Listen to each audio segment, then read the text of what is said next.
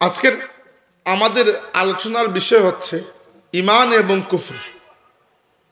ঈমান থেকে বেশি আজকে আমরা কুফর নিয়ে কথা বলবো। কুফর কাকে বলে, কিভাবে সেটি হয় এবং কুফর কত প্রকার কি কি, এই সকল বিষয় আজকের আমাদের মূল আলোচ্য বিষয়। দেখেন, দিবস বা দিনকে জানার একটা উপায় হচ্ছে যে দিনের বৈশিষ্ট্য আপনি জানলেন, আরেকটা উপায় হচ্ছে যদি আপনি রাতকে ভালো করে বুঝেন দিনকেও বুঝতে পারবেন। রাতের বিপরীত হচ্ছে দিন। মাঝে মধ্যে বেয়াদব মানুষকে দেখলে বোঝা যায় যে আদব কাকে বলে, তাই না? তো এভাবে ঈমানকে জানা যতটুকু জরুরি, ঈমানের বিপরীত হচ্ছে কুফর। কুফরকে জানা অতটুকু জরুরি। তাওহীদ জানা যতটুকু জরুরি, শিরক জানা অতটুকু জরুরি।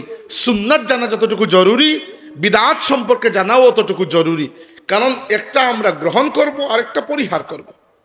তো ঈমান সম্পর্কে কথা বলে আমার জীবনের বেশিরভাগ ওয়াজ আমি ঈমান সম্পর্কে করেছি। ঈমান আমার কাছে আল্লাহর সৃষ্টির সবচেয়ে অমূল্য সম্পদ, যাকে আল্লাহ ঈমানের নিয়ামত দিয়েছেন। এই দুনিয়ার বাকি নিয়ামত সেই নিয়ামতের কাছে কিছুই না। কিন্তু কুফর নিয়ে কথাবার্তা আমরা কম বলি। কুফরের কিছু প্রকারভেদ আছে, এগুলো জানা দরকার। কারণ এই সকল প্রকারের মধ্যে যেন আল্লাহ না করুক আমরা কখনো পা না দিই। এজন্য উলামা কেরাম চিন্তা ভাবনা করে কুফরের প্রকারভেদ বের করেছেন। তবে প্রথমে ঈমান সম্পর্কে একটু কথা বলবো ইনশাআল্লাহ। তুমি বসতে পারো, এখন দাঁড়ায় আছো কেন? বসো। বাচ্চা মানুষ তাকে মায়া করে বসান, বাচ্চারা মাহফিলে থাকবে, এটা মাহফিলের সৌন্দর্য। যা বলছিলাম, ঈমান কি আসলে? সম্মানিত হাজিরিন, রাসূল আকরাম সাল্লাল্লাহু আলাইহি ওয়াসাল্লামের যত হাদিস রয়েছে আমাদের কাছে, যেভাবে পুরো কোরআনের মধ্যে আমাদের কাছে সর্বশ্রেষ্ঠ সূরা বলে আল্লাহ নবী যে সূরাকে ইঙ্গিত করেছেন সেটা হচ্ছে সূরাতুল বাকারা, সূরাতুল ফাতিহা। এভাবে আল্লাহর রাসূলের জাখিরায়ে হাদিসের মধ্যে যতগুলো হাদিস রয়েছে তার মধ্যে একই রকম মর্যাদা হচ্ছে হাদিসে জিবরিল নামক যে হাদিস, সেই হাদিসের। মানে কুরআন শরীফের মধ্যে সবচেয়ে মান্যবর সূরা হচ্ছে সূরা ফাতিহা, আর হাদিসের মধ্যে সবচেয়ে মান্যবর হাদিস হাদিসে জিবরিল। কারণ এই এক হাদিসের মধ্যে আল্লাহর নবী সাল্লাল্লাহু আলাইহি সাল্লাম জিবরাইল আলাইহিস সালামের প্রশ্নের আলোকে পুরো দ্বীন ইসলাম আমাদেরকে বুঝিয়ে দিয়েছেন। তো পুরো হাদিস দিয়ে কথা বলবো না, একটা অংশ। জিবরাইলের প্রশ্নগুলোর মধ্যে একটা প্রশ্ন ছিল, ইয়া মুহাম্মদ সাল্লাল্লাহু আলাইহি ওয়াসাল্লাম আখবিরনি আনিল ঈমান। হে মুহাম্মদ সাল্লাল্লাহু আলাইহি ওয়াসাল্লাম, আমাকে ঈমান সম্পর্কে অভিহিত করুন। ঈমান কাকে বলে? আল্লাহর নবী খুবই সিম্পলি উম্মতের জন্য ঈমানকে 6টি আকীদার উপর বিশ্বাস করার মধ্যে ক্যাটাগরি করে দিয়েছেন, ক্লাসিফাই করে দিয়েছেন। বলেছেন, আল ঈমানু আন তুমিনা বিল্লাহি ওয়া মালাইকাতিহি ওয়া কুতুবিহি ওয়া রুসুলিহি ওয়াল ইয়াউমিল আখিরি ওয়া তুমিনা বিল কদরি। ঈমান হচ্ছে, এই হাদিস সহিহ মুসলিম সহ যাবতীয় হাদিসের কিতাবের মধ্যে রয়েছে। ঈমান হচ্ছে 6টা আকীদায় বিশ্বাস করার নাম। 6টা আকীদায় বিশ্বাস করার নাম হচ্ছে ঈমান। প্রথমে আল্লাহর প্রতি বিশ্বাস, 2 নম্বর আল্লাহর ফেরেশতাদের প্রতি বিশ্বাস, 3 নম্বর আল্লাহর যত আসমানি কিতাব আল্লাহ পাঠিয়েছেন সবগুলোর প্রতি বিশ্বাস, 4 নম্বর যত নবী রাসূল পাঠিয়েছেন সবার প্রতি বিশ্বাস, 5 নম্বর আখিরাতের প্রতি বিশ্বাস, 6 নম্বর তাকদীরের প্রতি বিশ্বাস। বুঝতে পেরেছেন? এইগুলো হচ্ছে মৌলিক ঈমান। এছাড়াও ঈমানের আরো বিভিন্ন আকাইদ রয়েছে যেগুলোর প্রতি আমরা বিশ্বাস স্থাপন করি, কিন্তু মৌলিকভাবে এই 6টি হচ্ছে জুজএ লা ইয়ানফাক।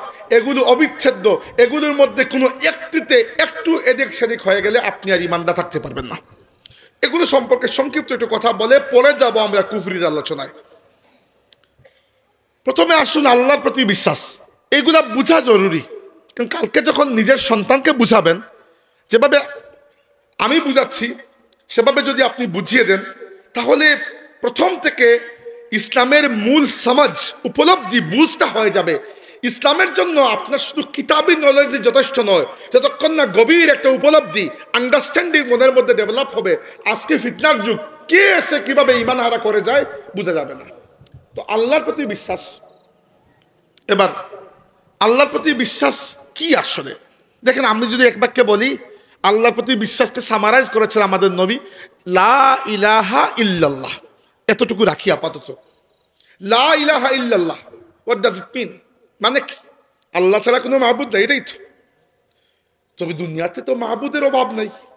আল্লাহ ছাড়া কত মাহবুদ আছে। হিন্দুদের মাহবুদের অভাব নাই। হিন্দু ধর্মে কোটি কোটি মাহবুদ, মাহবুদ আর মাহবুদ। খ্রিস্টান ধর্মেও মাহবুদ আছে। দুনিয়ার যে ধর্মের উপাসনালয়ে আপনি যাবেন, মন্দির হোক, গির্জা হোক, পেগোডা হোক, সিনাগোগ হোক, সেখানে দেখবেন কোনো না কোনো মাহবুদের ছবি অথবা মূর্তি ঝুলানো আছে।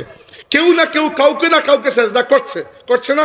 কেউ গরুকে, কেউ সাপকে, কেউ গাছকে, কেউ সূর্যকে, কেউ আগুনকে, কেউ পাথরের বানানো মূর্তিকে করছে। তো আপনি কিভাবে বললেন যে আল্লাহ ছাড়া কোনো মাহবুদ নেই, মাহবুদের অভাব নেই?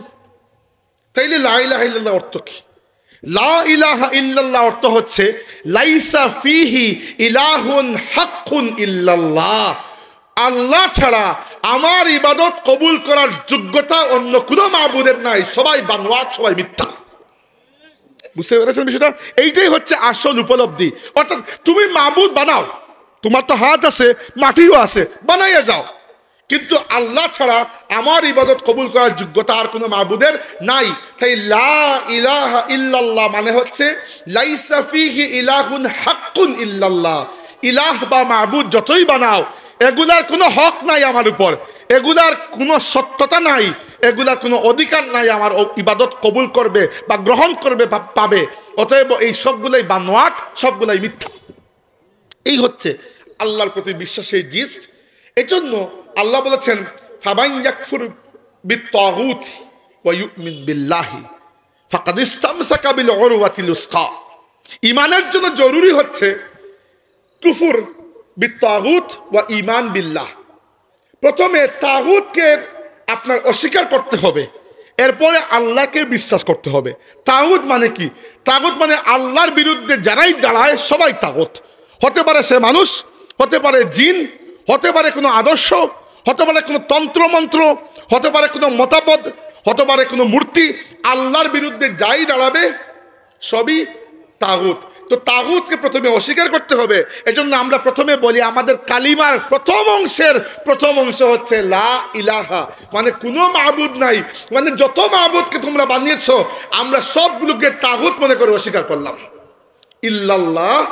এরপরে আমার অন্তর যখন তাগুতের ইবাদত এবং মহব্বত থেকে খালি হয়ে গেল, এরপরে আমি স্বীকার করলাম যে একমাত্র আল্লাহ রব্বুল আলামিন আমার খালিক, আমার মালিক এবং আমার ইবাদত কবুল করার যোগ্য। তাই আল্লাহর প্রতি ঈমানের ক্ষেত্রে এই বিষয়টা জানা জরুরি। 2 নম্বর জরুরি বিষয় হচ্ছে আল্লাহ রব্বুল ইজ্জতের নাম যেভাবে আপনি ঈমান এনেছেন, সেভাবে আল্লাহর সিফতের উপরে ঈমান আনবেন। সিফত কি? সিফত হচ্ছে গুণ। দেখেন, আল্লাহর নাম 2 ভাগে বিভক্ত। একটা হচ্ছে নাম, আল্লাহর নিজের নাম, এটা একটা, সেটা হচ্ছে আল্লাহ। আর আরে বাকি সবগুলা হচ্ছে আল্লাহর সিফত। সিফত কি জন্য? আল্লাহ যে কাজগুলো করেন ওই কাজগুলোর জন্য নিজে পছন্দের নিজের একটি নাম আল্লাহ দেখে দিয়েছেন। আল্লাহ আমাদেরকে দয়া করেন, রহমত দয়া করেন, এজন্য আল্লাহ নিজের নাম রেখেছেন আর রহমান এবং আর রাহিম। আল্লাহ আমাদেরকে রিজিক দেন, এজন্য আল্লাহ নিজের নাম রেখেছেন আর রাজ্জাক। আল্লাহ আমাদেরকে আমানত, নিরাপত্তা দেন, এজন্য আল্লাহর নাম আল মুমিন। আল্লাহ জ্ঞান, আল্লাহ জ্ঞানের স্রষ্টা, আল্লাহ মহাজ্ঞানী, এজন্য আল্লাহ হচ্ছেন আল আলিম। এইভাবে আল্লাহর কাজগুলোর থেকে আল্লাহ নিজের জন্য নাম পছন্দ করেছেন এবং এই নামগুলো এত গুরুত্বপূর্ণ। এই নামের ওয়াসিলা নিয়ে আল্লাহর কাছে দোয়া করলে আল্লাহ দোয়া ফিরিয়ে দেন না। এই জন্য আল্লাহ নবী সাল্লাল্লাহু আলাইহি ওয়াসাল্লাম দোয়া করতেন, আল্লাহুম্মা ইন্নী আসআলুকা বিকুল্লি ইসমিন হুয়া লাকা সাম্মাইতা বিহি নাফসাকা আও আনজালতাহু ফি কিতাবিকা আও আল্লামতাহু আহাদাম মিন খালকিকা আও ইসতাসারতা বিহি ফি ইলমিল গায়বি ইনদাক। এই এতটা ওসিলা নিয়ে আল্লাহ নবী আল্লাহর কাছে দোয়া করতেন। আচ্ছা, এবার আসুন আমি সংক্ষিপ্ত বলে যাব, কারণ আমি সবগুলো টাচ করতে চাই। আল্লাহর প্রতি ঈমানের ক্ষেত্রে 2টা বিষয় কমপক্ষে খেয়াল রাখা দরকার। প্রথমে কুফর বিত্তাগুত, আল্লাহ ছাড়া বাকি সবাইকে অস্বীকার করতে হবে। আপনি আল্লাহকেও মানলেন, অন্যের দেবদেবীকেও মানলেন, এরপরে যত সেজদা দেন না কোনো লাভ হবে না। এজন্য একটা নুক্তা বলে যায়, একটু ইলমি, যারা আলিম ভালো বুঝতে পারবেন, যারা আলিম নয় আপাতত একটু সবর করতে পারেন। সেটা হচ্ছে, ধরেন প্রত্যেকটা ভাষায়, ল্যাঙ্গুয়েজে বাক্য তৈরি করার একটা স্ট্রাকচার আছে। ইংরেজিতে আমরা বলি সাবজেক্ট, ভার্ব, অ্যাডভার্ব ইত্যাদি এরকম। তো আরবি ভাষায় বাক্য দুই প্রকার, জুমলা ফেলিয়া, জুমলা ইসমিয়া। আলিমদের জন্য বলছি, বাকিরা বিরক্ত হবেন, 2 মিনিট। তো জুমলা ফেলিয়া কিভাবে হয়? File, file, মাফউল। আর জুমলা ইসমিয়া মুবতাদা এবং খবর, এরকমই তো। তো জুমলা ফেলিয়া গঠন হয়, প্রথমে ফেল আছে, পরে ফাইল আছে, পরে মাফউল আছে। যেমন আমি তোমার ইবাদত করি, বা আমরা তোমার ইবাদত করি। না বুদুকা, যেভাবে আমরা দুয়া কুনতের মধ্যে পড়ি না, না বুদুকা ওয়া নাস্তাঈনুকা ওয়া নাস্তাগফিরুকা ওয়া নুমিনু বিকা, তো মাফউল পরে যায়। কিন্তু সূরা ফাতিহা, খালি বাকারা কেন ইয়াদ হচ্ছে আল্লাহ জানে, সূরা ফাতিহার মধ্যে আল্লাহ রাব্বুল আলামিন মাফউলকে আগে নিয়ে এসেছেন, বলেছেন ইয়াকা না'বুদু ওয়া ইয়াকা নাস্তাঈন। যদি এই আয়াতের আমি শাব্দিক অর্থ করি তাহলে হবে, কেবল তোমারই আমরা করি ইবাদত, কেবল তোমার কাছেই আমরা চাই সাহায্য। এটা তো কিরকম একটু উল্টাপাল্টা হয়ে গেল না? হবে তো ওইরকম উল্টা, অন্যটা। তো আরবি ব্যাকরণের কায়দায় কিন্তু সুন্দর হচ্ছে ওইটা, নাবুদুকা ওয়া নাস্তাঈনুকা।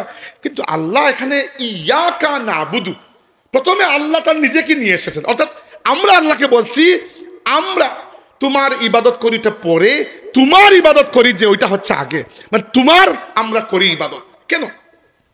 কারণ সম্ভাবনা আছে যে আমার মতো একজন গুনাহগার মুসলমান আল্লাহর যেরকম ইবাদত করার কথা সেরকম করতে পারছে না, এর থেকে হয়তো একজন হিন্দু মানুষ তার ভগবানের সামনে বসে এর থেকে খুশু নিয়ে পূজা করছে, হতে পারে, তাই না? হিন্দু মুনি ঋষিরা 12-13 বছর গিয়ে হিমালয়ে একটা ন্যাংটি পরে কাটায় দেয়। কি পায় আল্লাহ জানে, কিছু না কিছু তো হয়তো পায়। কে দে? আল্লাহ দে কি শয়তান দে? আল্লাহ আলম। কিন্তু করে তো, মেহনত তো করে, নাইলে বড় বড় তাদের মধ্যে সাধু সন্ন্যাসী কিভাবে হয়?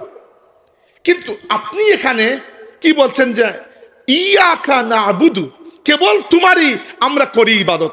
মানে বুঝাচ্ছেন এখানে যে আল্লাহ, এখানে আমার ইবাদতটা ইম্পর্টেন্ট নয়, ইম্পর্টেন্ট হচ্ছে আমি শুধু তোমার ইবাদত করি। অর্থাৎ একজন অন্য ধর্মের মানুষ যত খুশু নিয়ে তার দেবদেবীর ইবাদত করুক না কেন, ওই দেবদেবী মিথ্যা, এর কোনো অধিকার নাই তার ইবাদত কবুল করার। আমার ইবাদত টুটা ফাটা ভাঙ্গা চূড়া হতে পারে, কিন্তু আমার কর্তৃত্ব, আমার বেটাগিরি হচ্ছে আল্লাহ, আমি তুমি ছাড়া কারো সামনে মাথা নত করি নাই। এই জন্য আল্লাহ রাব্বুল আলামিন এখানে মাফউল মুকদ্দম বলে, এটাকে ইমাম বাইজাবি রাহমাতুল্লাহ আলাইহি বিস্তারিত আলোচনা করেছেন, যে এখানে আল্লাহ রাব্বুল আলামিন ইয়াকা না'বুদু বলেছেন, না'বুদুকা বলেন নাই। কারণ এখানে আল্লাহর ইবাদত যে আপনি করছেন ওইটা বড় কথা, ইবাদত কতটুকু করলেন ওইটা বড় কথা নয়। এই জন্য আল্লাহর ইবাদত করার জন্য, আল্লাহর প্রতি ঈমানের জন্য তাগুতকে অস্বীকার করা দরকার, 1 নম্বর। আর 2 নম্বর হচ্ছে আল্লাহর নামের সাথে সাথে আল্লাহর সিফতের উপরও ঈমান আনা প্রয়োজন। আসলে সংক্ষিপ্ত করছি, ফেরেশতা। ফেরেশতা কি আসলে? ফেরেশতা হচ্ছে আল্লাহ রাব্বুল আলামিনের বা ইখতিয়ার মাখলুকের মধ্যে সবচেয়ে আলা মাখলুক। বা ইখতিয়ার মানে কি? যার স্বাধীন ইচ্ছা আছে কিছু করা কিংবা না করার, ফেরেশতার ইখতিয়ার আছে। কিন্তু তো এইরকম মাখলুক যারা বলতে পারে আমরা বুদ্ধিমান মাখলুক, 3টাই, মালাইকা মানে ফেরেশতা, মানুষ, ইনসান আর জিন জাতি। এই 3 জাতির মোটামুটি বুদ্ধি, জিনদের তো বিশেষ বুদ্ধি নাই, কিন্তু কিছু না কিছু তো আছে। তো ফেরেশতা এর মধ্যে বিশেষ মাখলুক, এদেরকে আল্লাহ রাব্বুল আলামিন নূর দিয়ে বানিয়েছেন বলে হাদিসে আমাদের নবী আমাদেরকে জানিয়েছেন। এদের কাজ হচ্ছে ইয়াফআলুনা মা ইউমারুন, আল্লাহ যা আদেশ করেন ওটা তারা করেন। আর ফেরেশতার মূল কাজ হচ্ছে আল্লাহর ইবাদত করা আর আল্লাহর হুকুম তামিল করা। আল্লাহর ইবাদত করার ব্যাপারে তারা এত অগ্রগণ্য যে তারা নিজে বলেছেন, নাহনু নুসাব্বিহু বিহামদিকা ওয়া নুকদ্দিসু লাক, আল্লাহ আমরা তোমার ইবাদত করি, তাসবিহ, তাহলিল, তাহমিদ, তাকবীর পাঠ করি। আবার আরেক মাখলুক মানুষ বানানোর দরকার কি? আমরাই তো করতেছি। আল্লাহ নবী ইসলাম বলেছেন যে মা মিন সামাওয়াতিস সাবঈ মাওদিউ কদমিন ওয়ালা শিবরিন ওয়ালা কাফিন ইল্লা ওয়া ফীহি মালাকুন কাইমুন আও মালাকুন রাকিউন আও মালাকুন সাজিদুন ওয়া মা কানা ইয়াউমুল কিয়ামাতি ক্বালু জামিআন সুবহানাকা মা আবাদনাকা হাক্কা ইবাদাতিকা ইল্লা আন্না লাম নুশরিক বিকা শাইআ। লম্বা হাদিস, কালকে পড়েছিলাম। রাসূল সাল্লাল্লাহু আলাইহি ওয়াসাল্লাম বলেছেন যে এক থেকে নিয়ে 7 আসমান পর্যন্ত প্রত্যেকটা আসমানে একটা পা অথবা একটা হাত রাখার জায়গাও খালি নাই। এই ব্যতীত যে এখানে একজন ফেরেশতা হয় কিয়ামরত অবস্থায়, নইলে রুকু করা অবস্থায়, নইলে সেজদা করা অবস্থায় কিয়ামতের দিন পর্যন্ত আল্লাহর ইবাদতের মধ্যে রত থাকবেন। আর এত ইবাদত করার পরে কিয়ামতের দিন ক্বালু জামিআন সমস্বরে বলবেন, তার একসাথে বলবেন সুবহানাকা মা আবাদনাকা হাক্কা ইবাদাতিক। আল্লাহ, তোমার ইবাদতের হক যেভাবে আদায় হয় সেভাবে আমরা ইবাদত করতে পারি নাই। তবে আমাদের একটা ক্রেডিট আছে। ক্রেডিট কি? ইল্লা আন্না লাম নুশরিক বিকা শাইআ। ক্রেডিট একটাই, আল্লাহ যা কিছু ইবাদত করেছি তোমার করেছি, তুমি ছাড়া কারো ইবাদত করি নাই আমরা। তো মানুষ বলেন, ফেরেশতা বলেন, জিন্নাত বলেন, অন্যান্য মাখলুক বলেন, আমাদের সবার সম্মিলিত ইবাদতে আল্লাহ রাব্বুল আলামিনের মুলুকিয়াতের মধ্যে এতটুকু প্রবৃদ্ধি হবে না, আর আমরা যদি না করি এতটুকু ক্ষতি হবে না। এখানে আমাদের সবচেয়ে বড় শান হচ্ছে আমরা প্রকৃত আসল মালিকের ইবাদত করি। আমাদের ইবাদত ভাঙ্গাচোরা হতে পারে, ফেরেশতাদের ইবাদত এর থেকে বেশি, তবুও কারো ইবাদত আল্লাহর ইবাদতের হক আদায় করতে পারবে না। শুধু এতটুকু ক্রেডিট আল্লাহ, তুমি ছাড়া কখনো কাউকে সেজদা করি নাই। এবং এইটা এত বড় ক্রেডিট, আপনি মাঝে মধ্যে ফুলতলিতে যদি যান খানেকায় দেখবেন বড় সাহেব প্রায় একটা দোয়া করেন, আল্লাহুম্মা ইয়া দাইমাল ইজ্জি ওয়াল বাকা ইয়া জাল জালালি ওয়াল জুদি ওয়াল আতা ইয়া আল্লাহু ইয়া রহমানু ইয়া রহিম আসআলুকা বিহাক্কি ইয়াকা না'বুদু ওয়া ইয়াকা নাস্তাঈন। আসআলুকা বিহাক্কি ইয়াকা না'বুদু ওয়া ইয়াকা নাস্তাঈন। আল্লাহ, আমি তোমার কাছে এই অধিকার, এই দাবি নিয়ে চাচ্ছি যে তুমি ছাড়া কারো কাছে কখনো কিছু চাই নাই। এটা অনেক বড় দাবি। আমরা যে আল্লাহর সাথে শিরক করি নাই, এটা এত বড় দাবি। আল্লাহর হাবিব মেরাজ থেকে আসার পরে বলেছেন, মেরাজের একটা উপহার হচ্ছে আল্লাহ আমাকে বলে দিয়েছেন, হে আমার নবী, আপনার উম্মত যদি আল্লাহর সাথে শিরিক না করে বাকি যত গুনাহ করে আমার কাছে আসুক, আমি আল্লাহ তাকে মাফ করে দেব। তার মানে এই নয় যে আমরা আজ থেকে গিয়ে কোমরে কাপড় বেঁধে গুনাহ করা শুরু করবো। এটা হচ্ছে আল্লাহর নবী বুঝিয়েছেন শিরকের নোটোরিয়াস একটা সিচুয়েশন, যে শিরকে কখনো আল্লাহ মাফ করেন না। আচ্ছা, ফেরেশতাদের মধ্যেও সব ফেরেশতা আবার বরাবর নয়। ফেরেশতাদের মধ্যে উপনীত আছে, যেমন আমরা জানি যে 12 জন ফেরেশতা অন্য ফেরেশতাদের চাইতে উপরে, মর্যাদায় বেশি 12 জন। এর মধ্যে 4 জনের নামই তো আমরা জানি। জিবরাইল আলাইহিস সালাম, যার দায়িত্ব হচ্ছে নবীদের কাছে আল্লাহর ওহী নিয়ে আসা এবং আযাব নিয়ে আসা। এরা জিবরাইল উম্মতের উপর আবার আযাবও দেন। 2 নম্বর আমরা জানি মিকাইল, যার কাজ হচ্ছে বাতাস, মেঘমালা এবং বৃষ্টি সঞ্চালন করা, পরিচালনা করা। 3 নম্বর আমরা জানি মালাকুল মাউত, বা আমাদের ভাষায় আজরাইল বা ইসরাইলও বলা হয়, তাওরাতের মধ্যে আসছে তার নাম, কোরআনে তার নাম এসেছে মালাকুল মাউত। তার কাজ কি সবাই জানি, ভয় পাই কিছুটা। মালাকুল মাউত বা আজরাইলের কাজ তো জানেন, তিনি কি করেন জানি আমরা। আর 4 নম্বর হচ্ছেন ইসরাফিল। রাসূল সাল্লাল্লাহু আলাইহি ওয়াসাল্লাম বলেছেন, ইসরাফিলকে আল্লাহ যেদিন সৃষ্টি করেছেন ওই দিন থেকে ইসরাফিল মুখের মধ্যে সুর মানে হচ্ছে এটা সিঙ্গা, বাঁশির মতো সিঙ্গা নিয়ে তার দৃষ্টি আল্লাহর আরশের দিকে নিবদ্ধ করে বসে আছেন, দম ফুকে বসে আছেন। জাস্ট আল্লাহর আদেশ পাবে না, তিনি ফু দিবেন। ونفخ في الصور فصعق من في السماوات ومن في الأرض إلا من شاء الله ثم نفخ فيه أخرى فإذا هم قيام ينظرون। তো এই 4 জন আর আরো 8 জন ফেরেশতা হামিলুন আল আরশির রহমান, আল্লাহর আরশকে যারা বহন করেন, এদের মর্যাদা অন্য সবার চাইতে বেশি। তো ফেরেশতাদের ব্যাপারে আপনার ঈমান আনতে হবে, কারণ এদের উপর ঈমানের মাধ্যমে ওহীর উপর আপনার ঈমান তৈরি হয়। আসমানি কিতাব এবং নবীদের ব্যাপারটা আমি একসাথে মিলিয়ে বলি। এই দুইটাই হেদায়তের দুইটা ইন্ডিপেন্ডেন্ট রাস্তা। একটা হচ্ছে আল্লাহর কিতাব, একটা হচ্ছে আল্লাহর রাসূল। আল্লাহ আমাদেরকে কিতাব দেন, সাথে রাসূলের মাধ্যমে কিতাব দেন। এর কারণ হচ্ছে শুধু কিতাব দিলে মানুষ ওই কিতাবের উপর প্র্যাকটিক্যাল আমল করার পদ্ধতি নাও জানতে পারে। আল্লাহ বলেছেন, ইয়া আইয়ুহান নাস উবুদু, হে মানুষেরা আল্লাহর ইবাদত করো। ইয়া আইয়ুহাল্লাযীনা আমানুত্তাকু, হে ঈমানদাররা তাকওয়া অর্জন করো, আল্লাহকে ভয় করো। কিভাবে করবেন আল্লাহকে ভয়? কেউ যদি দেখিয়ে না দেয় কিভাবে করবেন আল্লাহকে ভয়? কিভাবে করে? যেভাবে আপনি সাপকে, বাঘকে ভয় করেন, কুমিরকে ভয় করেন, আল্লাহকে ওইভাবে ভয় করলে চলবে? না, তাহলে কেউ একজন দেখাতে হবে, এই জন্য রাসূলের প্রয়োজন। এই জন্য আমাদের মা আয়েশা সিদ্দিকা রাদিয়াল্লাহু আনহাকে যখন জিজ্ঞেস করা হলো যে আমাদের নবী সাল্লাল্লাহু আলাইহি ওয়াসাল্লামের আখলাক কিরকম ছিল, তিনি কি বলেছিলেন? কানা খুলুকুহুল কোরআন, তারা পুরো আখলাক ছিল একটা জীবন্ত কোরআনের মতো। আসমানি কিতাব এবং নবীদের ব্যাপারে যা সংক্ষিপ্ত বলছি, নবীদের সংখ্যা অনেক, কিন্তু আল্লাহ বলেছেন ওয়ালাকাদ বাআসনা ফি কুল্লি উম্মাতির রাসূলা, প্রত্যেক জাতির কাছে আমি রাসূল পাঠিয়েছি। রাসূলদের সংখ্যা এবং নবীদের সংখ্যার ব্যাপারে হাদিসে এসেছে মুসনাদে আহমদের মধ্যে আল্লাহ পাক 1,24,000 নবী পাঠিয়েছেন। তার মধ্যে 315 জন হচ্ছেন রাসূল। নবীদের চাইতে রাসূলদের মর্যাদা একটু বেশি, দায়িত্বও বেশি।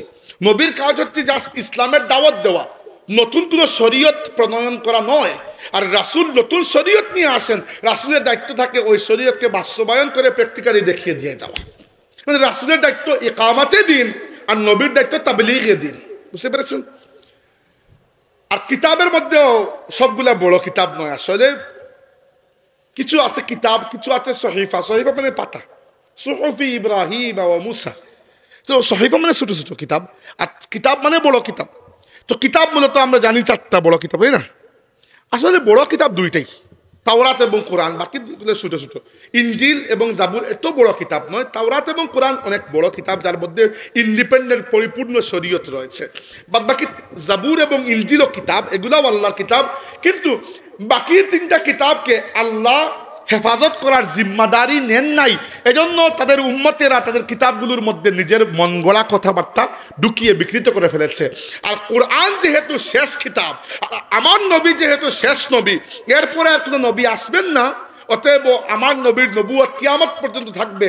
তাই আমার নবীর পরে নবীর জায়গায় নবীর রুহানি খলিফা হিসাবে কোরআন শরীফকে কিয়ামত পর্যন্ত হেফাজত করার জন্য আল্লাহ পাক রব্বুল আলামিন এই কোরআনকে হেফাজত করার দায়িত্ব নিজের কুদরতের হাতে নিয়ে নিয়েছেন। আমি আপনাকে চ্যালেঞ্জ করছি, এখন যান গিয়ে কোরআন শরীফ কোনো জায়গায় ভুল পড়ে দেখান, 10 জন হাফিজ এখান থেকে বের হয়ে যাবে। ভুল ধরে ফেলবে না, ভুল পড়ে যেতে পারবেন না। কোরআন শরীফ এমন একটা কিতাব, আল্লাহ মাফ করুক। আমি কুফরি কথা বলছি কিন্তু বোঝানোর জন্য। আজকে যদি পৃথিবীতে যত কোরআন আছে, কোনো জালিম যদি এগুলোকে পুড়িয়েও ফেলে, 24 ঘন্টার মধ্যে আমরা কোরআন শরীফ লিখে ফেলতে পারবো, কোনো সমস্যাই নেই। এত হাফিজে কোরআন, কোটি কোটি হাফিজে কোরআন দুনিয়াতে আছে, একদিনের মধ্যে কোরআন শরীফ আবার লিখে ফেলা সম্ভব, কিন্তু অন্য কোনো কিতাব এরভাবে সম্ভবই না। তো এই হচ্ছে নবী এবং কিতাবের বিষয়টা। তবে আরেকটা বিষয়, নবীদের প্রতি ঈমান আমভাবে আনতে হবে আর অনুসরণ করতে হবে একজনের। এভাবে কিতাবগুলোর প্রতি আমভাবে ঈমান আনতে হবে, অনুসরণ করতে হবে একটা কিতাবের, যেটা আল্লাহ আপনাকে দিয়েছেন।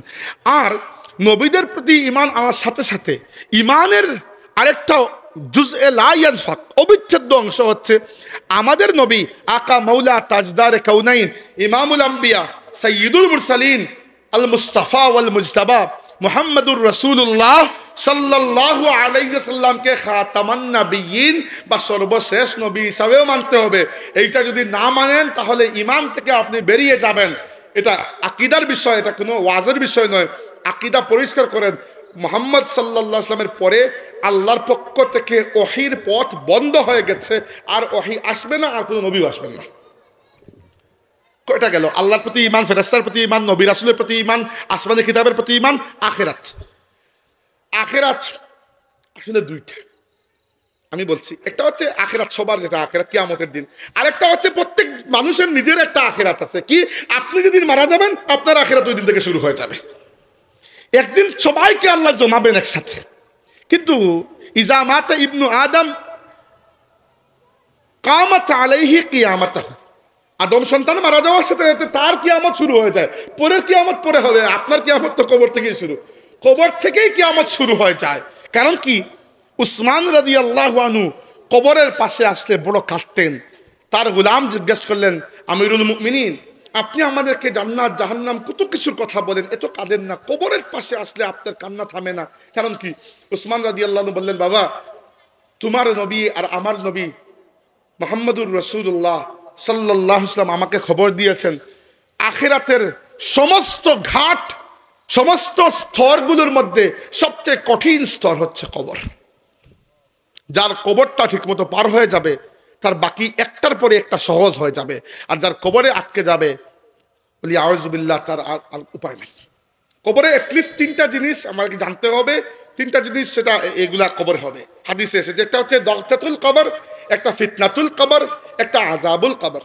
দগতাতুল কবর হচ্ছে, দগতা মানে হচ্ছে চিপা দেওয়া, মানুষকে কবরে রাখার পরে কবর দুই দিক থেকে চিপা দিবে মানুষকে। আল্লাহ নবী বলেছেন, তোমরা যদি ওই সময় ওই ব্যক্তির চিৎকার শুনতে পেতে মুর্দা দাফন করা বন্ধ করে দিতে। বলি আউযুবিল্লাহ, কিছু করার নাই, আল্লাহর ইচ্ছা, আল্লাহর হুকুম। দুই নম্বরটা হচ্ছে ফিতনাতুল কবর, কবরের ফিতনা। ফিতনা মানে মারামারি নয়, ফিতনা মানে পরীক্ষা। বাংলা ভাষায় ফিতনা না, আরবি ফিতনা। ফিতনা মানে পরীক্ষা। কবরে প্রত্যেকটা মানুষকে তিনটা প্রশ্নের উত্তর দিতে হবে। একটা পরীক্ষা হবে, মান রব্বুকা ওয়া মা দীনুকা ওয়া মা নাবিয়ুকা, অথবা ওয়া মা যা তাকুলু বিহাযার রাজুল আল্লাযী বুইসা ফিকুম। ভিন্ন ভিন্ন প্রশ্ন, ভিন্ন ভিন্ন রিওয়ায়াতে এসেছে। প্রশ্ন তিনটা, আল্লাহ সম্পর্কে একটা, দিন সম্পর্কে একটা, নবী সম্পর্কে একটা। এগুলার জবাব দিতেই হবে এবং তিনটারই জবাব দিতে হবে, একটা আটকে গেলেই শেষ। আর এরপরটা হচ্ছে, এগুলো সংক্ষিপ্ত সময়ের মধ্যে শেষ হয়ে যাবে। এরপরটা হচ্ছে আযাবুল কবর। এইটা মুমিনের হবে না, কবরের আযাব মুমিনের হবে না ইনশাআল্লাহ। হ্যাঁ, গুনাহগার যদি কেউ থাকেও, তবুও যদি কিছু নফল নামাজ, নফল রোজা এবং নফল সদকা থাকে, ওইগুলা কবরের চারপাশে এসে প্রোটেকশন দেবে এবং আযাবকে কবরে ঢুকতে দেবে না। আর আল্লাহর রাসূল তো আমাদেরকে আরেকটা ঔষধ দিয়ে গেছেন, সূরাতু তাবারাক মানিআতুম মিন আযাবিল কবরি তাবারাকাল্লাযী বিয়াদিহিল মুলক। এই সূরা কবরের আযাবকে মাফ করিয়ে দেয়। এরপরে আখিরাত মানে হচ্ছে, এরপরটা হচ্ছে হাসর। হাসর মানে সবাইকে জমা করা। এরপরে আল্লাহর বিচার করবেন, এরপর জান্নাত জাহান্নাম যা কিছু আছে। তো এগুলা বলতে গেলে আরেক লম্বা ওয়াজ ওইদিকে চলে যাবে। এটা বলছি না কবরের আযাব মুমিনের হবে না ইনশাআল্লাহ, এর জন্য প্রস্তুতি নিতে হবে। আর এরপরে হাসরের ময়দানে আল্লাহ তাবারাকা ওয়া তাআলা মানুষের বিচার করবে। এখন দেখেন, একটু গভীর কথা বলবো, কিতাবের কথা নয়, এটা বুঝের কথা। এটা হচ্ছে আখিরাতের উপর ঈমান আনা কি জন্য দরকার। কারণ আখিরাত ছাড়া আল্লাহর ন্যায় এই দুনিয়াতে বাস্তবায়ন হওয়ার সুযোগই নাই। এই দুনিয়া এত ছোট। কিভাবে? আল্লাহ এই দুনিয়াকে ন্যায়ের মানদণ্ডে বানান নাই, পরীক্ষার মানদণ্ডে বানিয়েছেন। তাবারাকাল্লাযী বিয়াদিহিল মুলকু ওয়া হুয়া আলা কুল্লি শাইইন কাদির আল্লাযী খালাকাল মাউতা ওয়াল হায়াতা। কি জন্য? লিয়াবলুয়াকুম। আল্লাহ দুনিয়া, আখিরাত, মৌত, হায়াতকে সৃষ্টি করেছেন কি জন্য? লিয়াবলুয়াকুম, তোমাদেরকে পরীক্ষা করার জন্য। কিন্তু আল্লাহর যে ন্যায়, সেটা এই দুনিয়াতে বাস্তবায়ন কি জন্য হয় না? কারণ হচ্ছে এই দুনিয়াকে আল্লাহ অন্য একটা ক্লাসিফিকেশনের মধ্যে রেখেছেন। উদাহরণস্বরূপ, গত 1 বছর 3 মাস 4 মাস হয়ে গেল ফিলিস্তিনের গাজার মুসলমানদের উপর অবৈধ কুলাঙ্গার মালাউন বর্বর রাষ্ট্র ইসরায়েলের যে অত্যাচার নিপীড়ন চলছে, আমরা সবাই অবগত আছি। আল্লাহ পাক আমাদের ভাইদেরকে এই জালিম কাফিরদের হাত থেকে হেফাজত করে, আমরা বলি আমিন।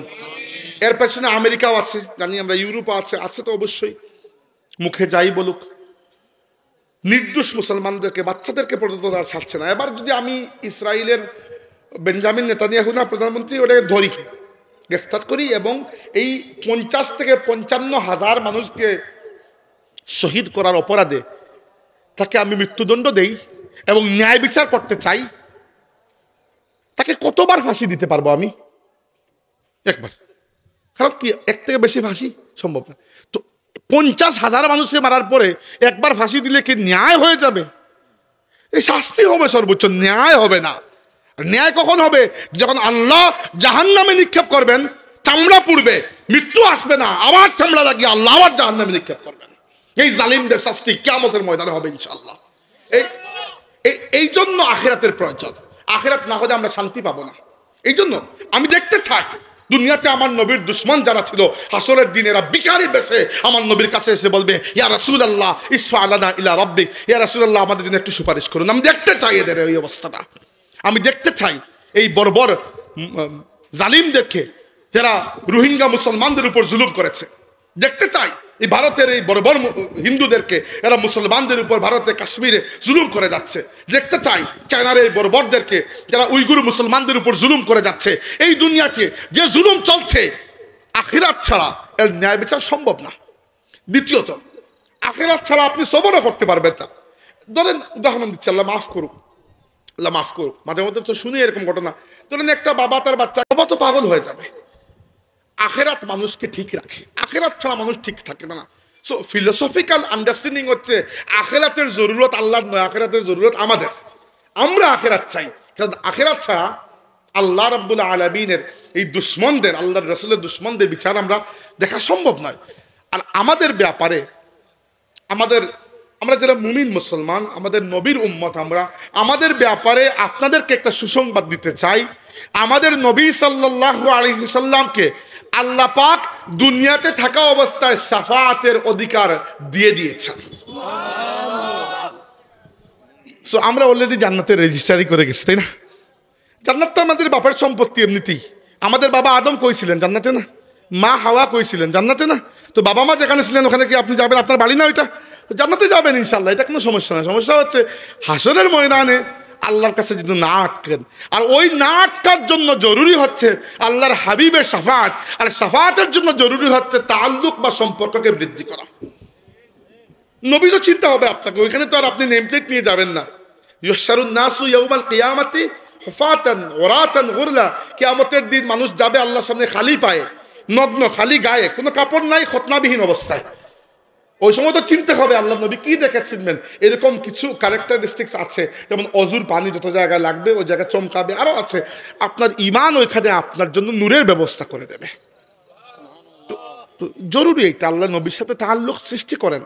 সম্পর্ক যেভাবে সৃষ্টি হয়, দুরুদ সালাম থেকে শুরু করে, সুন্নতের উপর আমল থেকে শুরু করে, ব্যক্তিগত পর্যায়ে একটা অঙ্গীকার, আল্লাহর নবীর দিনের খিদমত, আল্লাহর রাসূলের উম্মতের জন্য মায়া, এইটা আমাকে দেখানোর জন্য নয়। যদি রাতে কখনো ঘুম ভাঙে বা ঘুম আসে না, আর মনে হয় হায় রে আমার নবীর মজলুম উম্মত গাজায় কাতরাচ্ছে, আমার নবীর মজলুম উম্মত কাশ্মীরে কাতরাচ্ছে, আমার নবীর মজলুম উম্মত সিরিয়া কাতরাচ্ছে, চোখের পানি যদি চলে আসে, বুঝতে হবে যে আপনার মধ্যে আল্লাহর নবীর গায়রাত রয়েছে, আল্লাহ নবীর উম্মতের মহব্বত রয়েছে। জরুরি এটা। আচ্ছা, এরপরে আসুন ইমানের সবচেয়ে জটিল বিষয় তাকদীর। তাকদীর নিয়ে পেস লাগে মানুষের খালি। তাকদীর আসলেও একটু পেসের বিষয়। আমি একটু সহজ করে বুঝাই, একটু একটু চিন্তা করে বুঝবেন, মানে একটু সহজ করে বল। ইমানের সর্বশেষ শাখা হচ্ছে তাকদীর।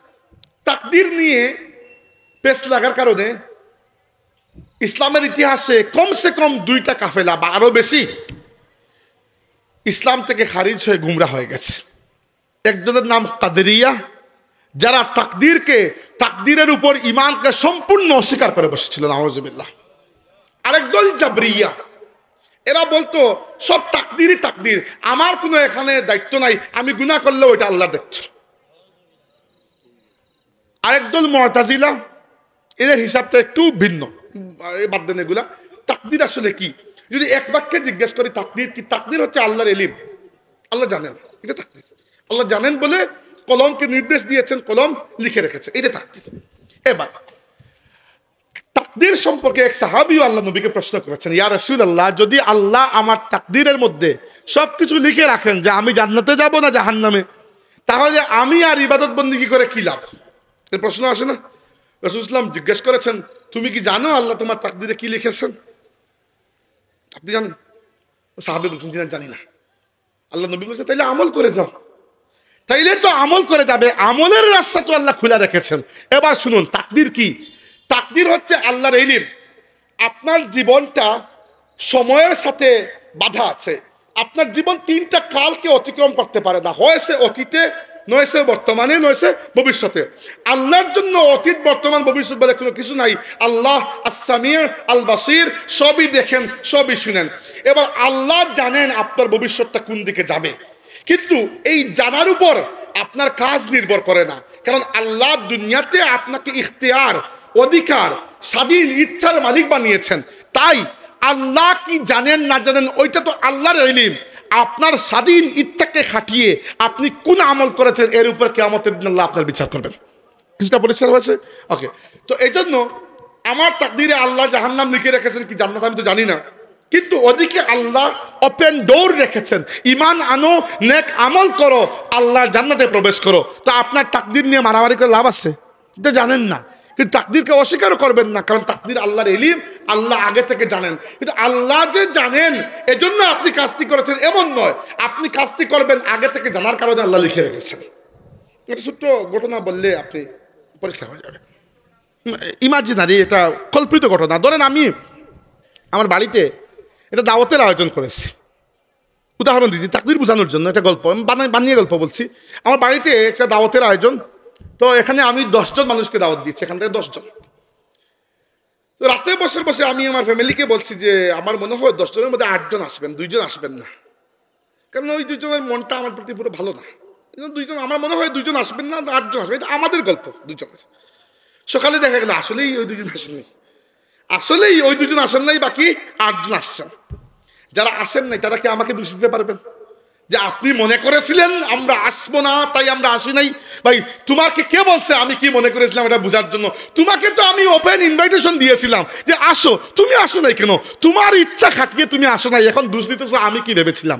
এবার আমার চিন্তা যদি কাকতালীয়ভাবে ফলে যায়, আমার চিন্তার আর আল্লাহর ইলমের মধ্যে তো আর নাউজুবিল্লাহ ওটা তো মানে সমতুল্য মনে করা তো কুফরি, বরং কোনো ভাবেই একসাথে মিলানো যায় না। এবার আল্লাহর ইলম কত বিস্তৃত, আল্লাহ সবই জানেন, কিন্তু এই জানেন বলে যে আপনি খারাপ কাজ করবেন, যে আল্লাহ তো জানতেন আমি খারাপ কাজ করবো এই জন্য করছি, এই অজুহাতে পার পাবেন না। কারণ আপনার স্বাধীন ইচ্ছার মালিকানা আল্লাহ আপনাকে দিয়ে দিয়েছেন। It is up to you, আপনার উপর নির্ভর করে যে আপনি এশার নামাজটা পড়বেন কি পড়বেন না। কারণ আল্লাহ তো এখানে বাধ্য করছেন না আপনাকে পড়তে। আল্লাহ বলেছেন কাত্তাবাইয়ানা রুশদু মিনাল গাই, অর্থাৎ বাঁকা পথ এবং হেদায়ত আল্লাহ আলাদা করে দিয়েছেন, এবার আপনার স্বাধীন ইচ্ছার উপর। তাই তাকদীরের উপর বিশ্বাস করতে হবে যে আল্লাহ আমার সবকিছু জানেন, কিন্তু এর উপর বিশ্বাস করে নেক আমল বাদ দিয়ে জাহান্নামে গিয়ে আল্লাহর উপর দোষ দেওয়া যাবে না, কারণ আল্লাহ আপনার জন্য পথ খোলা রেখেছেন, ঈমান এবং আমলের পথ। শেষ, ঈমান নিয়ে কথা শেষ, এখন আমরা কুফরি করবো, নাউজুবিল্লাহ কুফরিতে কথা বলবো। এখন কুফর কি? কুফর হচ্ছে লুকানো। একটা গভীর কথা বলছি, একটু খেয়াল করুন, আমি 20 মিনিটে শেষ করবো, লম্বা করবো না। গভীর কথা, বান্দাকে যখন আল্লাহ বানিয়েছেন, মানে প্রথম মানুষকে আদম আলাইহিস সালামকে, তখন আল্লাহ রাব্বুল আলামিন আদমের পুরো দৈহিক স্ট্রাকচার বানিয়েছেন মাটি দিয়ে। কিন্তু আদমের মধ্যে শুধু মাটি নয়, বরং নুরানি একটা বিষয়ও আছে। সেটা কি? ওটার নাম হচ্ছে রূহ। নাম রূহ। আল্লাহ বলেছেন ওয়া নাফাখতু ফীহি মির রূহি, আমি আদমের মধ্যে আমার পক্ষ থেকে রূহ ফুঁকে দিলাম। আল্লাহ নিজে রূহ ফুঁকে দিয়েছেন আদমের মধ্যে। ওই রূহ আল্লাহর পক্ষ থেকে আসছে। আর যেটা আল্লাহর পক্ষ থেকে আসছে ওইটার মধ্যে আল্লাহর পরিচয় তো নিশ্চয়ই আছে। এজন্য আল্লাহর রাসূল বলেছেন কুল্লু মাউলুদুন ইউলাদু আলাল ফিতরা, কুল্লু মাউলুদিন ইউলাদু আলাল ফিতরা, প্রত্যেক নবজাতক শিশু জন্মগ্রহণ করে ইসলামের উপর। ফিতরত মানে ইসলাম, পার্থক্য নাই। ফিতরত মানে হচ্ছে মানুষের স্বভাব, যেটার উপর আল্লাহ মানুষকে তৈরি করেছেন। আল্লাহ তো কাউকে কুফরির উপর বানান নাই, ইসলামের উপর বানিয়েছেন।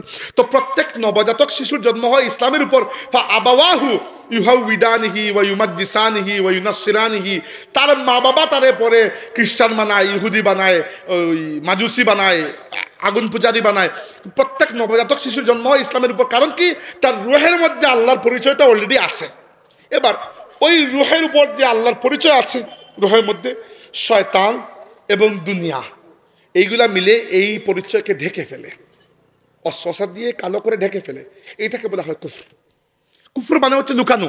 প্রত্যেকের মধ্যে ঈমান আছে, কিন্তু জন্মগতভাবে ঈমানদার হয়েই জন্মে। পরে কি করে তার মা বাবা হোক, তার আশেপাশের পরিবেশ তাকে কি করে কাফির বানায়, কিভাবে আল্লাহর পরিচয়টার উপরে ঢেকে দেয়। এই জন্য কাফির মানে শিং দুইটা বের করা এরকম না। কাফির মানুষের মধ্যেই কাফির, যে আল্লাহর পরিচয়কে স্বীকার করে না, সেই কাফির।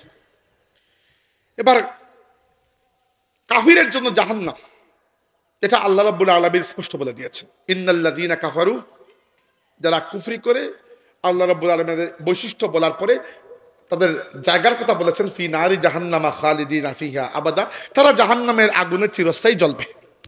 এবার কাফির কে তো বুঝতে পেরেছেন। কুফর কত প্রকার, কুফরি করা কত প্রকার, এটা জরুরি একটা আলোচনা। কুফরি করা মানে কুফর হচ্ছে 5 প্রকার। কয় প্রকার? 5 প্রকার। এর মধ্যে প্রথম প্রকার হচ্ছে কুফরে ইনকার। কুফরে ইনকার, ইনকার মানে অস্বীকার করা।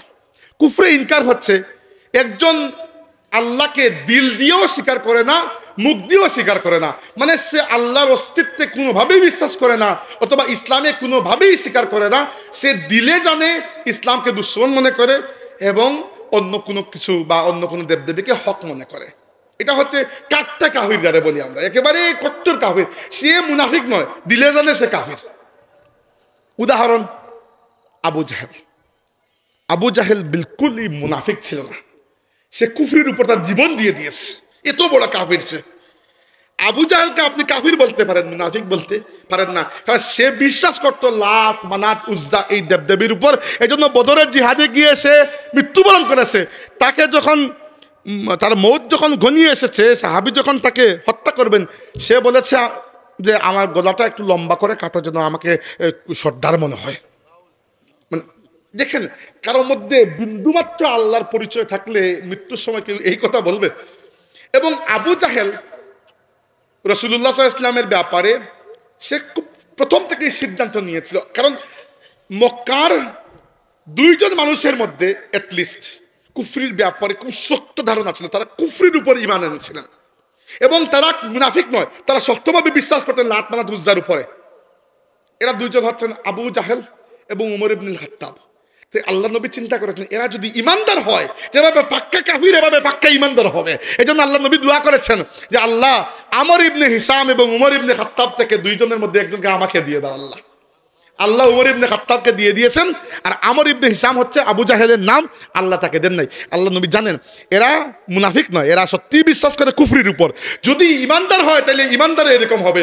দেখেন উমর ইবনে খাত্তাব 2 মিনিট আগে তিনি আল্লাহ নবীকে হত্যা করার জন্য তরবারি হাতে দৌড়ে আসছিলেন, 2 মিনিট পরে ইমানদার, এত বড় ইমানদার, উমরের মতো ইমানদার দুনিয়াতে খুঁজে পাওয়া মুশকিল।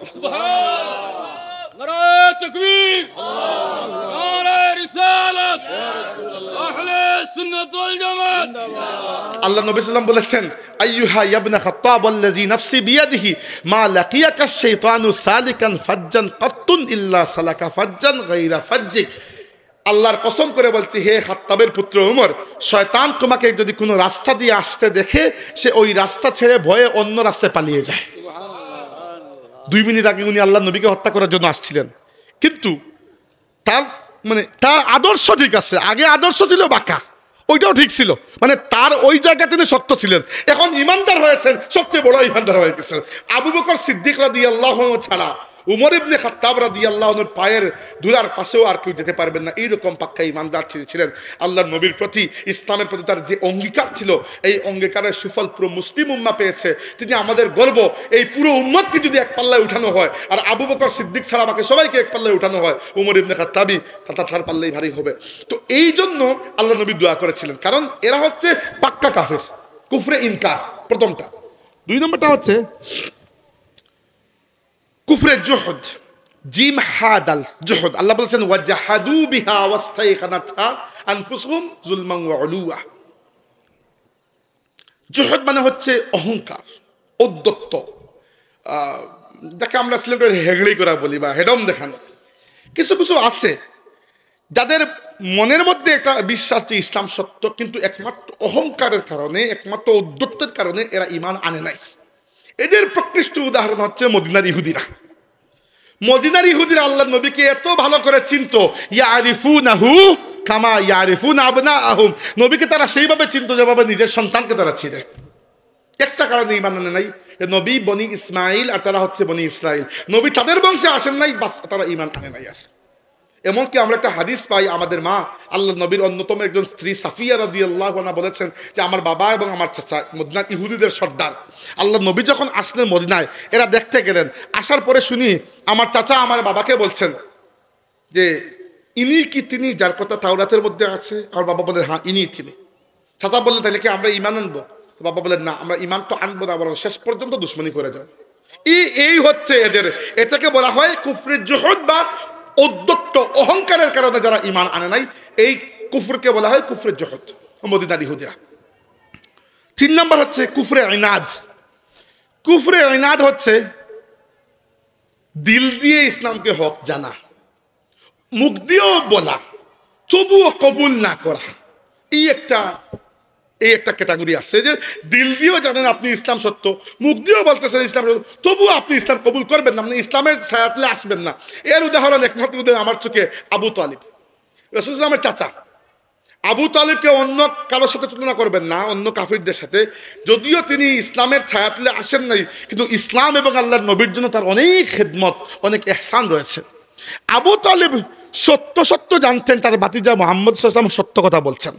আবু তালিব এটাও জানতেন যে ইসলাম হক। আবু তালিব নিজে বলেছেন, তার কবিতা পড়ে শোনায়, তিনি বলেছেন, ওয়ালাকাদ আলিমতু বিআন্না দীনা মুহাম্মাদিন মিন খাইরি আদিয়ানিল বারিয়াতি দীনা লাউলাল মালামাতু আও হিজারু মুসাব্বাতিন লাওয়াজাদতানি সামহান বিযালিকা মুবিনা। আমি ভালো করেই জানি আমার ভাতিজা মুহাম্মদের দিন আল্লাহর সৃষ্টির মধ্যে সবচেয়ে উৎকৃষ্ট দিন, কিন্তু যদি মানুষ আমাকে টিটকারি না করতো, মানুষের টিটকারির ভয় যদি আমি না করতাম, সামাজিক অপবাদের ভয় না করতাম, আমি সবচেয়ে আগে ইসলাম কবুল করতাম। এখন দেখেন কি কপাল। এমনকি তিনি যখন মৃত্যুসজ্জায় রাসূল পাক সাল্লাল্লাহু আলাইহি ওয়াসাল্লাম তার মায়ার চাচাকে বারবার বলেছেন, চাচা একটি বার আপনি বলে দেন লা ইলাহা ইল্লাল্লাহ, আপনার পুরো জিম্মাদারি আমি নিয়ে নেব। তিনি বলতে চান, আবু জাহেলেরা পাশে দাঁড়ানো, এরা বলতে দেয় না, বলে এই খেয়াল করো কি বলতেছ, এই তোমার কিন্তু ইজ্জত চলে যাবে, এইটা সেটা, এইগুলো আছে না সামাজিক একটা প্রেসার। এই সামাজিক প্রেসারের কারণে আমাদের কষ্ট হয় যে একজন আল্লাহ নবীর আপন চাচা এবং ইসলামের জন্য, বিশেষ করে আমার নবীর জন্য তার অবদানের কোনো সীমা নাই। তিনি এবং তার স্ত্রী আমার নবীর চাচি ফাতিমা বিনতে আসাদ এত যত্ন করেছেন আল্লাহ নবীকে, নিজের সন্তানের চাইতে কম নয় বরং বেশি করেছেন। কিন্তু আশ্চর্যের বিষয়, আল্লাহর কি কুদরত আমরা তো বুঝতে পারি না আল্লাহর হিকমত আসলে কি, কিন্তু যেটা আল্লাহর হিকমত ওটাই আমাদেরকে স্বীকার করতে হবে যে আবু তালিব শেষ পর্যন্ত ইসলাম কবুল করেন নাই। দুঃখ আমাদের হয়, তিনি অন্য কাফিরের মতো ইসলামের দুশ্মন ছিলেন, তিনি জানতেন ইসলাম সত্য, বলেছেনও, কিন্তু তবুও ইসলামকে কবুল মানে ছায়াতলে তিনি ইসলামের কাফেলায় তিনি আসবেন না। এটাকে বলা হয় কুফরে আইনাত, বড় দুঃখজনক এটা ক্যাটাগরি। 3 নম্বরটা হচ্ছে, 3টা বললাম, 4 নম্বরটা হচ্ছে, এটা এই 2টা বলে শেষ করবো।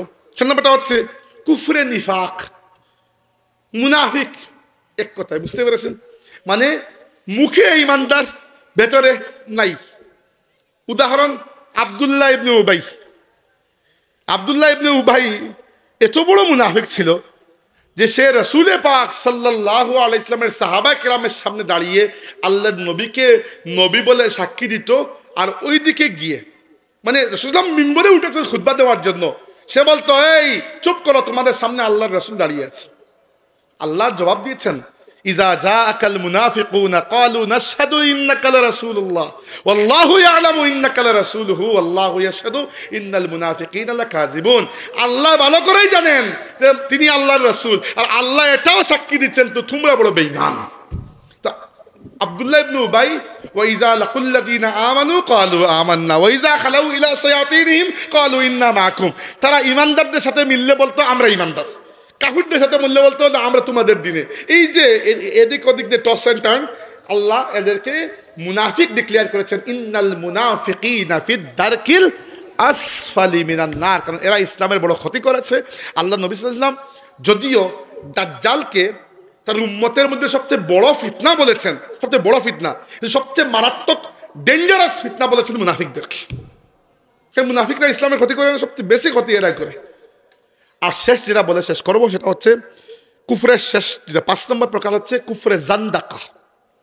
জিন্দিক মানে হচ্ছে বা জান্দাকা বলা হয় যে ব্যক্তি আল্লাহ এবং রাসূলকে অস্বীকার করে না, বরং স্বীকার করে, মুখ দিয়েও করে, আমল দিয়েও করে, সব কিছু, কিন্তু ইসলামের কোনো না কোনো একটা আকীদা অস্বীকার করে ফেলে, এটাকে বলা হয় কুফরে জান্দাকা। এই ব্যক্তিও কাফির। এর উদাহরণ কাদিয়ানীরা। কাদিয়ানীরা আল্লাহকে অস্বীকার তো করেই নাই, আল্লাহর রাসূলকে অস্বীকার করে নাই। কাদিয়ানীরা কালিমা তাইয়্যিবা আমরা যেটা পড়ি ওটাই পড়ে। কালিমা আমি জার্মানিতে তাদের মসজিদে দেখেছি কালিমা তাইয়্যিবা লেখা থাকে, লন্ডনে তাদের মসজিদ আছে না, লেখা আছে লা ইলাহা ইল্লাল্লাহ মুহাম্মাদুর রাসূলুল্লাহ। প্রবলেমটা কোন জায়গায়? প্রবলেম হচ্ছে তারা রাসূলুল্লাহ সাল্লাল্লাহু আলাইহি ওয়াসাল্লামের একটা সিফাতকে অস্বীকার করে, ওই সিফাত হচ্ছে খাতামান নবিয়্যিন। তারা আমার নবীকে শেষ নবী মানে না, নবীকে নবী মানে। এরপরে তাদের ওই যে মালাউন কি নাম, মির্জা গোলাম আহমদ কাদিয়ানীকেও তারা নবী বিশ্বাস করে। এই যে একটা আকীদায় তারা ইসলামের মূল ট্রেন্ড থেকে সরে গেছে, এটাকে বলা হয় কুফরে জান্দাকা, এরাও কাফির, এতে কোনো সন্দেহ নেই। অর্থাৎ কেউ বিশ্বাস করলো আল্লাহর উপর, আখিরাতের উপর, রাসূলের উপর, সব কিছুর উপর, তাকদীরের উপর বিশ্বাস করলো না, হবে না। তাকদীর ইসলামের মৌলিক আকীদা, বিশ্বাস করতে হবে। এভাবে কেউ সব কিছুর উপর বিশ্বাস করলো, কিন্তু ধরেন আল্লাহ রাব্বুল আলামিনকে খালিক বিশ্বাস করলো, কিন্তু রাজ্জাক বিশ্বাস করলো না, বললো রিজিক অন্য কেউ দেন, হবে না। এইভাবে যে কোনো একটা, মানে ইসলামের যে কোনো একটা মুজমা আলাইহি আকীদাকে অস্বীকার করলে, মুজমা আলাইহি মানে কি, মানে হচ্ছে যে আকীদার উপর পুরো উম্মতের একমত, এইরকম কোনো কিছুকে অস্বীকার করলে এটাকে বলা হয় কুফরে জান্দাকা, এই ব্যক্তি জিন্দিক হয়ে যায়। এভাবে যেমন আহলে সুন্নাত ওয়াল জামাতের আমার মতে পতাকাবাহী আকীদা হচ্ছে আল্লাহর নবীর সাহাবা কেরামের ব্যাপারে আমাদের অবস্থান কি, ওইটাকে আহলে সুন্নাত ওয়াল জামাতের পতাকাবাহী আকীদা আমি বলতে চাই।